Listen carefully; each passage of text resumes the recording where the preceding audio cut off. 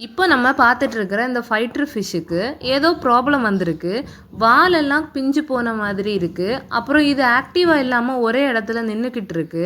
இது மாதிரி இதுக்கு முன்னாடி ஒரு ஃபைட்டருக்கு இதே ப்ராப்ளம் வந்திருக்கு. அத நான் கியூர் பண்ணிட்டேன். ஸோ இந்த ஃபைட்டருக்கும் நம்ம கியூர் பண்ண முடியுமா? என்ன ஏதுன்னு பார்க்கலாம். முதல்ல இந்த ஃபைட்டர வந்துட்டு ஒரு சின்ன பாட்டில்ல தான் போட்டு வச்சிருந்தேன். ஸோ அந்த பாட்டில இப்போ நான் க்ளீன் பண்ணி எடுக்க போறேன். கொஞ்சம் இந்த மாதிரி கல்லும் மண்ணும் ஆயிட்டு அந்த பாட்டிலுக்குள்ளே போட்டு க்ளீன் பண்ண போகிறேன். ஏன்னா நம்ம இப்போ சோப் எதுவும் போட்டு இந்த ஃபிஷ்ஷோட பாட்டிலை க்ளீன் பண்ண முடியாது. அதனால் வந்துட்டு இது நீட்டாக க்ளீன் ஆகும். இந்த மாதிரி கல் மண்ணெல்லாம் போட்டுட்டு கொஞ்சம் தண்ணியை ஊற்றிட்டு இது நல்லா குலுக்கி விட்டோன்னா அது ஈஸியாகவே க்ளீன் ஆயிரும். நம்ம வந்து கஷ்டப்பட்டு இதை தேய்ச்சி அப்படியெல்லாம் பண்ண வேண்டிய அவசியங்கள் கிடையாது. இதுவே நீட்டாக க்ளீன் ஆயிரும். இது ரொம்ப ரொம்ப ஈஸி மெத்தடாக்கும் இந்த ஃபிஷ்ஷோட அந்த சின்ன சின்ன பாட்டில்ஸை வந்து க்ளீன் பண்ணுறதுக்கு. இந்த கல்லை மண்ணும் நம்ம திரும்ப திரும்ப யூஸ் பண்ணிக்கிடலாம். ஏன்னா இது வந்துட்டு க்ளீன் ஆகிறதுக்கு மட்டும்தான். ஸோ அதில் வந்துட்டு நான் இதை க்ளீன் பண்ணிட்டேன். இப்போ அந்த பாட்டில் எப்படி இருக்குன்னு பாருங்கள். மொத்தமாக க்ளீன் பண்ணதுக்கப்புறம் பாட்டில் அப்படியே பளிச்சுன்னு இருக்கு. ஸோ இனிமே தான் இதில் வந்துட்டு மெடிசின், அப்புறம் வந்து கல்லுப்பு, அப்புறம் வந்துட்டு இந்த பதாம் லீஃப் எல்லாமே நான் போட போகிறேன். போட்டுட்டு இந்த ஃபிஷ்ஷையும் அதில் விட போகிறேன். இது க்யூர் ஆகுதா இல்லையான்னு நம்ம அடுத்த வீடியோவில் பார்க்கலாம்.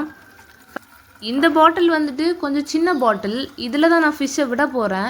இந்த டப்பில் குட்டி டப்பில் ஏதாவது விட்டோன்னா மீன் வந்து துள்ளி குதித்து கீழே விழுந்து கிடக்கும். ஸோ அதனால் நான் என்ன பண்ணேன்னா இந்த பாட்டிலில் தான் நான் அந்த மெடிசின் அப்புறம் அந்த கல்லுப்பெல்லாம் போட்டு விட்டுருந்தேன். ஃபஸ்ட் இந்த பாட்டிலை நல்லா க்ளீன் பண்ணி எடுத்துட்டு அதில் கொஞ்சம் கல்லுப்பு, அப்புறம் நல்ல கழுவி எடுத்த ஒரு பதாம் லீஃபு, இது கொஞ்சம் சின்னது தான் போட்டிருக்கேன்.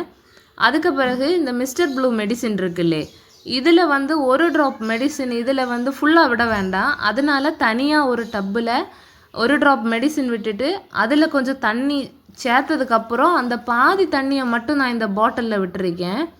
இந்த மெடிசின் வந்துட்டு நம்ம சேர்க்கறதுனால இதில் நிறைய தண்ணி விடணும்னெல்லாம் கிடையாது. ஆனால் வந்துட்டு இன்றைக்கி ஃபுல்லாகவே நம்ம இந்த ஃபிஷ்ஷை வந்து இந்த தண்ணியில் தான் விட போகிறோம். இன்றைக்கும் நாளைக்கும் ஒரு வேளை, ஏன்னா அது க்யூர் ஆகிற வரைக்கும் நான் இதில் தான் விட்டுருப்பேன். அதுக்கப்புறம் தான் இதை நான் மாற்றுவேன். மாற்றினாலுமே நார்மலாக இதுக்கு பதாம் லீஃபும் இந்த மாதிரி கல்லுப்பும் போட்டு விடுறது ரொம்ப ரொம்ப நல்லது. இப்போ கிளைமேட் ரொம்ப சில்லாக இருக்கிறனால இந்த ஃபிஷ்ஷஸுக்கு இந்த மாதிரி ப்ராப்ளம் வர்றது சகஜம்தான். ஸோ இதில் இந்த மெடிசின் இல்லாமல் வெறும் பதாம் லீஃபும் உப்பும் போட்டாலே இது க்யூர் ஆகும். பட் இது இந்த மெடிசின் விடுறதுனால கொஞ்சம் ஃபாஸ்ட்டாக க்யூர் ஆகும். அதனால தான் விட்டுருக்கேன். ஆனால் இந்த ப்ராப்ளத்துக்கு பெஸ்ட்டு மெடிசின் வந்துட்டு மிஸ்டர் எல்லோ மெடிசின் ஆக்கும். இந்த மெடிசின் அல்ல.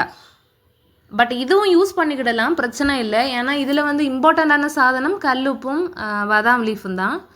அதனால் நம்ம இதை வந்துட்டு இப்போ அப்படியே விட்டுருப்போம். இனி ஒரு 2 நாள் கழித்து இந்த ஃபிஷ் என்ன நிலைமையில் இருக்குதுன்னு நெக்ஸ்ட் வீடியோவில் பார்க்கலாம்.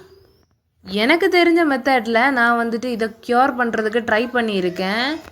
வேறு ஏதாச்சும் மெடிசின், வேறு ஏதாச்சும் மெத்தட் உங்களுக்கு தெரிஞ்சுன்னா எனக்கு கமெண்டில் சொல்லுங்கள். இல்லை நான் பண்ணுறதுல ஏதாவது மிஸ்டேக் இருந்தாலும் கமெண்டில்